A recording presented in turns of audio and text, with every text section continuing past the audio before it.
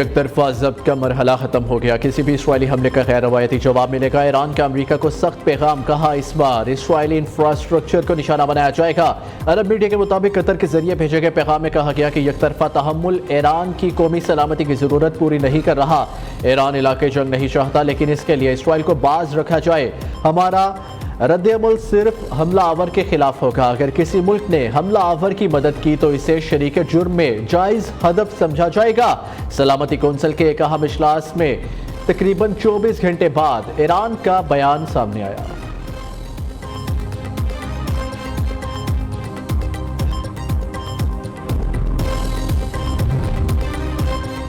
Iran किसी भी जाहियत का मुकाबला करने के लिए तैयार है। मेहरान मवाहिद पर का कहना है ईरान ने रद्द-ए-अमल में इसराइली तंजीमात को टारगेट किया। अमेरिका इसराइल का फरीक बनने की बजाय अमन के लिए किरदार अदा करे। ईरानी कौंसल जनरल ने मुमताज़ सहाफ़ी तजिया निगार मुजीबुर रहमान शामी की रिहाइशगाह पर उनकी अयादत के बाद सीनियर सहाफ़ियों के सवालात के जवाब दिए।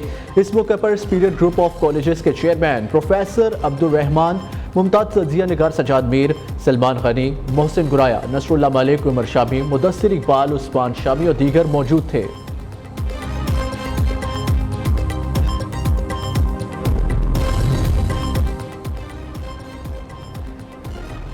इसराइल ने साजिश के तहत गजा में मुसलमानों का कत्लेआम किया। इसराइल को आलमी इंसानी हकूक की कोई परवाह नहीं। बिलावल भुट्टो की हाफिज नईम उर रहमान के साथ मुश्तरका press conference. Chairman Peoples Party ने कहा फलस्तीन की सूरत हाल पर पूरे पाकिस्तान को एक पेज पर होना चाहिए।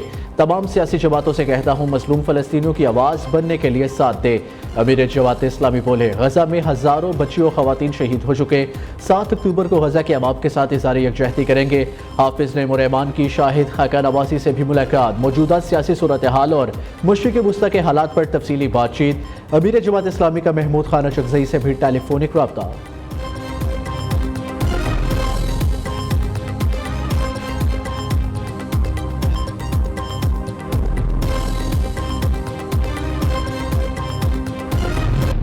सूरत भी धावा इस्लामाबाद पे बोलने की ना इजाज़त है, ना उनको ये जेब देता है एज अ पाकिस्तानी। अब अगर कोई कल ये करेगा उनके लिए किसी किस्म की भी कोई नरमी तवक्को ना करे, और जो हाथ चढ़ेगा उस पे मैं एडवांस उनको बता रहा हूँ कि फिर हमें कोई ये ना कहे कि जी इनके साथ नरमी करनी है। EMKP के एक समझदार अच्छे पाकिस्तानी हैं, उनको भी ये अपने फैसले को रिव्यू करना चाहिए कि वो इस्लामाबाद की तरफ रुख कर रहे हैं। फिर मैं कहूँगा प्रोटेस्ट करना उनका राइट है, लेकिन ये चीज़ उनको भी जेब नहीं देती है चीफ मिनिस्टर। अगर कोई आएगा, पुलिस ने अपनी पूरी तैयारी की हुई है, हमने अपना पूरा अरेंजमेंट किया हुआ है। इतना जरूर है कि कोई शिकवा ना करे।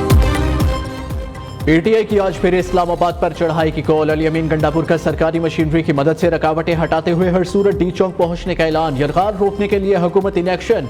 वफाकी वजीर दाखिला मोहसिन नकवी ने दो टोक कह दिया, किसी सूरत इस्लामाबाद पर धावा बोलने की इजाजत नहीं देंगे। कोई एहतजाज के लिए आया तो पूरी तैयारी है, फिर कोई शिकवा ना करे। एहतजाज रोकने के लिए हर हद तक जाएंगे। मलेशियन वजीर आजम दौरे पर है। इस्लामाबाद में SCO कॉन्फ्रेंस हो रही है। PTI ने एहतजाज की कॉल दे दी। हम इस्लामाबाद की सिक्योरिटी पर कोई समझौता नहीं करेंगे, किसी से नरमी नहीं की जाएगी। पुलिस पूरी तरह तैयार है। बतौर पाकिस्तानी अमन व अमान की सूरत हाल खराब न करे। एहतजाज सबका हक है, लेकिन मुल्क की इज्जत का ख्याल रखे।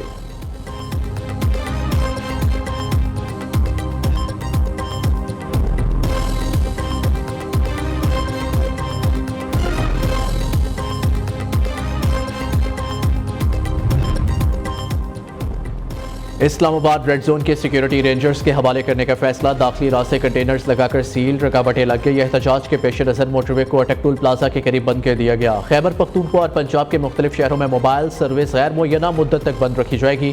पंजाब में सियासी इज्तिमात, धरने, जलसे, मुजाहिरे, एहतजाज और ऐसी तमाम सरगर्मियों पर पाबंदी आए। दफ़ा 144 नाफिज। लाहौर हाईकोर्ट ने पंजाब में दफ़ा 144 नाफिज करने के खिलाफ दरखास्त पर सूबाई हुकूमत समेत दीगर फरीकैन को नोटिस जारी कर दिए।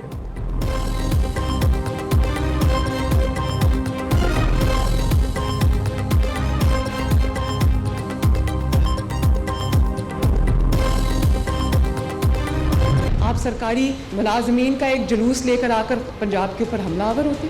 पंजाब तो ये नहीं होने देगा, क्योंकि पंजाब जो है ना वो दहशत गर्दी पे नहीं चलता। Law and order situation Punjab में जो है क्रिएट करना ये इतना आसान काम नहीं है, क्योंकि पंजाब किसी कायदे और कानून के तहत चलता है। पंजाब में कानून है, कानून पे अमल दरामद है। मुझे तो पंजाब की और पंजाब के अवाम की हिफाजत अच्छी तरह करनी आती है। मजमूम हरकत कर रहे हैं कि एक सूबे को दूसरे सूबे से लड़ाने की कोशिश कर रहे हैं। पंजाब आगे बढ़ गया है तो उनका अब तरीका यही है कि आओ और उनको तंग करो, इतना तंग करो कि ये कोई काम ना कर सके। तो किसी भूल में ना रहना, दहशत गर्दों को कैसे निपटना है ये अच्छी तरह आता है मरियम नवाज शरीफ को। कुछ लोगों का काम ही इंतशार और जलाओ घिराव है। ये पंजाब की तरक्की रोकने के लिए एहतजाज और हमलावर होते हैं। ये लोग जहनी मफलूज है। इनकी नालायकी से महंगाई 38% पर थी, आज महंगाई 6% पर है। आवाम की जिंदगी मुश्किल बनाने वाले धरती पर बोझ है। मेरा दिल खैबर पख्तूनख्वा के अवाम के लिए धड़कता है। पंजाब पर हमलावर होने वाला पैसा आवाम पर खर्च करे। वज़ीर आला पंजाब मरियम नवाज का लाहौर में तकरीब से खिताब। वज़ीर आला ने हिम्मत कार्ड का इफ्तिताह कर दिया।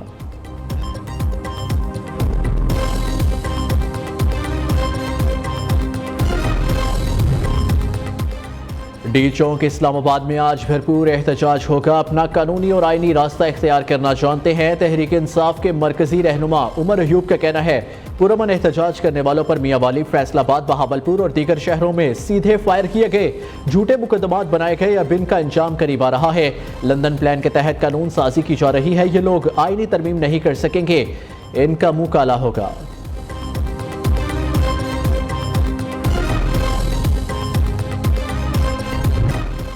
आर्टिकल 63 नजरसानी अपील मंजूर। सुप्रीम कोर्ट ने अक्सरियती फैसला कलअदम करार दे दिया। सुप्रीम कोर्ट बार एसोसिएशन की नजरसानी अपील मुत्तफ़िका तौर पर मंजूर की जाती है। चीफ जस्टिस का बड़ा फैसला आ गया। चीफ जस्टिस काजी फाइजीसा की सरबराही में 5 रुकनी लार्जर बेंच ने मुख्तसर फैसला सुनाया। तफसीली फैसला बाद में जारी किया जाएगा। सुप्रीम कोर्ट ने मुनहरफ रुकनी असम्बली का वोट शुमार न करने का फैसला कलअदम करार दे दिया।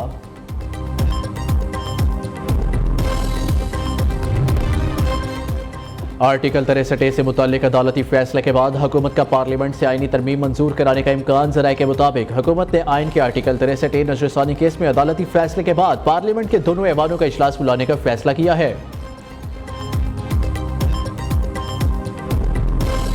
इस आईनी तरमीम का मसला है, मुझे हैरत है उन्हें इस बात में उजलत किस चीज़ की है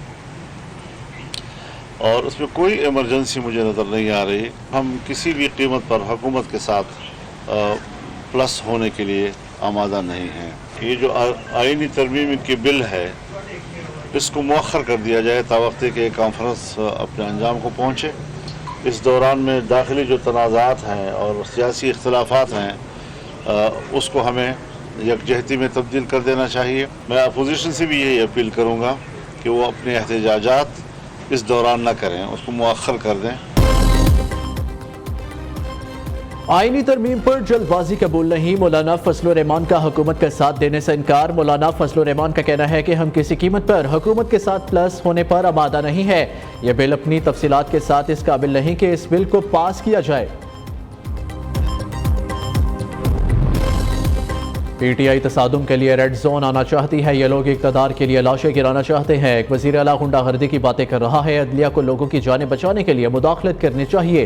सेनेटर फैसल वावड़ा की प्रेस कॉन्फ्रेंस कहा बानी पीटीआई सबसे पहले अपने बेटों को पाकिस्तान बुलाए। बानी पीटीआई को पता है मामला दुरुस्त में चल पड़े हैं, इन्वेस्टमेंट आ रही है, मसाइल हल हो रहे हैं। इन्हें डर है IPPs का मसला हल होने जा रहा है। गुलामी की बात करने वाले अपने आप को यहूद की गुलामी से आज़ाद करें।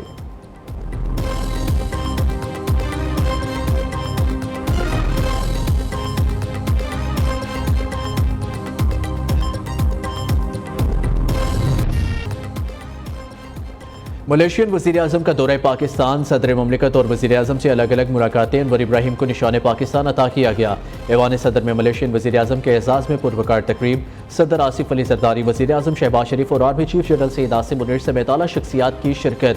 मलेशियन वज़ीर-ए-आज़म ने वज़ीर-ए-आज़म शहबाज शरीफ के साथ बिजनेस डायलॉग से भी खिताब किया। दोनों रहनुमाओं ने मुश्तरका प्रेस कॉन्फ्रेंस की। वज़ीर-ए-आज़म शहबाज शरीफ ने कहा मलेशिया के साथ माशी ताउन के लिए दस्तयाब मौक़े से भरपूर फ़ायदा उठाना है। मलेशियन वज़ीर-ए-आज़म का भी माशी तरक्की और सरमायाकारी के लिए पॉलिसियों का तसलसल पर जोर। वज़ीर-ए-आज़म हाउस आमद पर शहबाज शरीफ ने मलेशियन हम मनसब का इस्तकबाल किया। मुअज़्ज़ज़ मेहमान को गार्ड ऑफ ऑनर भी पेश किया गया।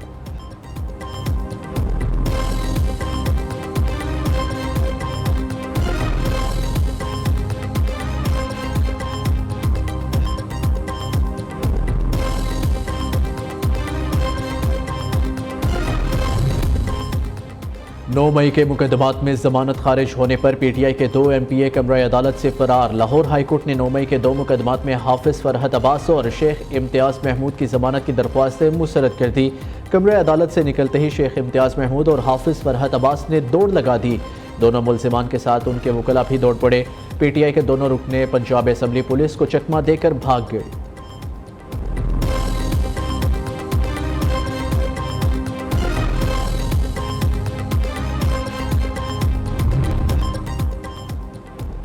महकमा एक्साइज सिंध ने प्रीमियम नंबर प्लेट्स के लिए ऑनलाइन नीलामी का आगाज कर दिया। सूबाई वजीर शर्जील मेमन का कहना है फंड रेजिंग के लिए प्रीमियम नंबर प्लेट्स की नीलामी प्लेटिनम, गोल्ड और सिल्वर कैटेगरीज में होगी।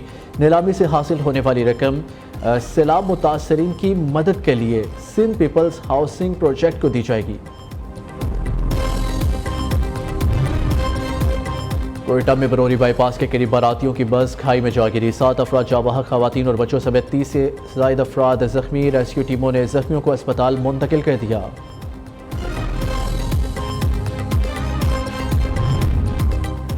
बलूचिस्तान से पोलियो का एक और केस सामने आ गया। महकमा सेहत के मुताबिक यूरोप की बच्ची में पोलियो वायरस की तस्दीक। बलूचिस्तान में रवा बरस पोलियो केसेस की तादाद 16 हो गई। पाकिस्तान में अब तक पोलियो के 28 केसेस सामने आ चुके हैं।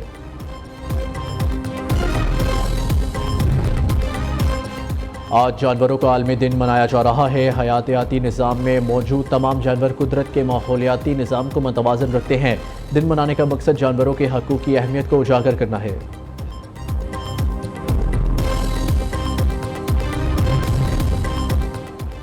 और मुस्कुराहट गिर झूठी ही सही, होंठों पे सजी अच्छी लगती है। 4 अक्टूबर को मुस्कुराहट के आलमी दिन के तौर पर मनाया जाता है। मुस्कुराना सेहतमंद जिंदगी के लिए बहुत ज़रूरी है।